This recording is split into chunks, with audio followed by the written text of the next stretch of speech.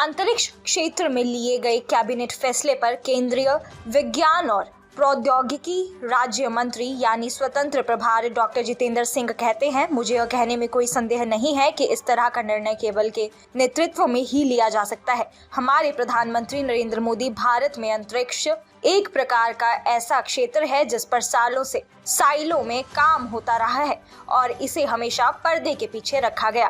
प्रधानमंत्री जी द्वारा एक ऐतिहासिक निर्णय नया अंतरिक्ष सुधार लिया गया। हमें इसमें निजी को शामिल करने का अवसर मिला। अंतरिक्ष स्टार्टअप एकल अंक में थे, आज यह 200 के पार हो गया है, जिस संबंध में चर्चा हुई है।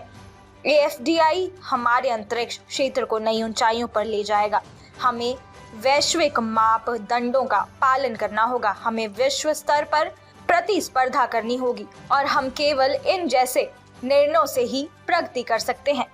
कैबिनेट में जो निर्णय लिए गए हैं स्पेस को लेकर बहुत ही महत्वपूर्ण कदम है, कैसे देखते हैं इसको और क्या कुछ कहेंगे इस विषय? नहीं, निश्चय ही एक ऐतिहासिक निर्णय और मुझे तो कोई संकोच नहीं कहने में कि इस प्रकार का निर्णय केवल और केवल प्रधानमंत्री नरेंद्र मोदी जी की ही लीडरशिप में किया जा सकता था, क्योंकि स्पेस का सेक्टर एक ऐसा सेक्टर है भारतवर्ष में कि जो वर्षों से लगभग 60-70 वर्ष से साइलोज में काम करता रहा और ये समझौता कर लिया गया था कि इसी तरह से ये चलता रहेगा सिलसिला।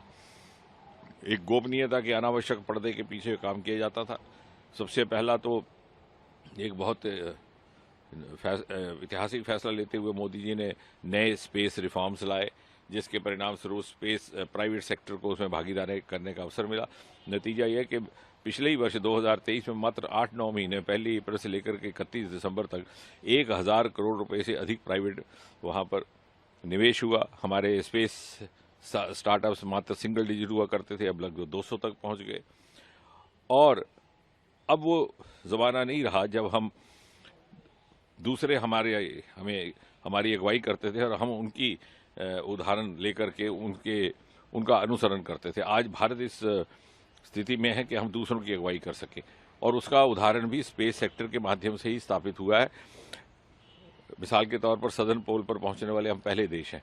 भले ही हमारी अंतरिक्ष की यात्रा बहुत बाद में प्रारंभ हुई थी। 1969 में हमारा इसरो स्थापित हुआ और 1969 वो वर्ष है जब अमेरिका ने अपना पहला मानव नील आर्मस्ट्रांग चांद की धरती पर उतारा था। उसके बावजूद हमने कितना क्वांटम जंप किया, वो इसलिए कि पिछले 4-5 साल में जिस प्रकार के उसको खोल दिया गया और जैसे मीडिया ने कहा था unlocking of the space sector, जो दरवाजे, खिड़कियां और फाटक खोल दिए गए श्रीहरिकोटा के।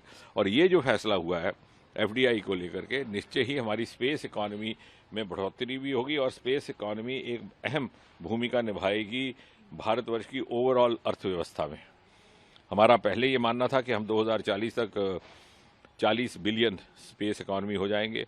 हालांकि कुछ एक विदेशी विश्लेषकों का ये कहना था कि भले हम अपने लिए 40 बिलियन का अनुमान लगाते हैं, लेकिन हम उससे आगे जा सकते हैं, क्योंकि मोदी जी के नेतृत्व में बहुत तेज गति से इसमें प्रगति हो रही है। उनका कहना था कि हम 100 बिलियन तक भी जा सकते हैं। लेकिन कल को ये जो फैसला हुआ है, इसके बाद अब यकीन होता चला है कि निश्चय ही हम जिस प्रकार से अनुमान लगाया जा रहा है, हम 40 बिलियन से कहीं अधिक तब तक पहुंच जाएंगे और फिर हमारा स्पेस में इंटरनेशनल स्पेस स्टेशन कायम करने का भी एक योजना है।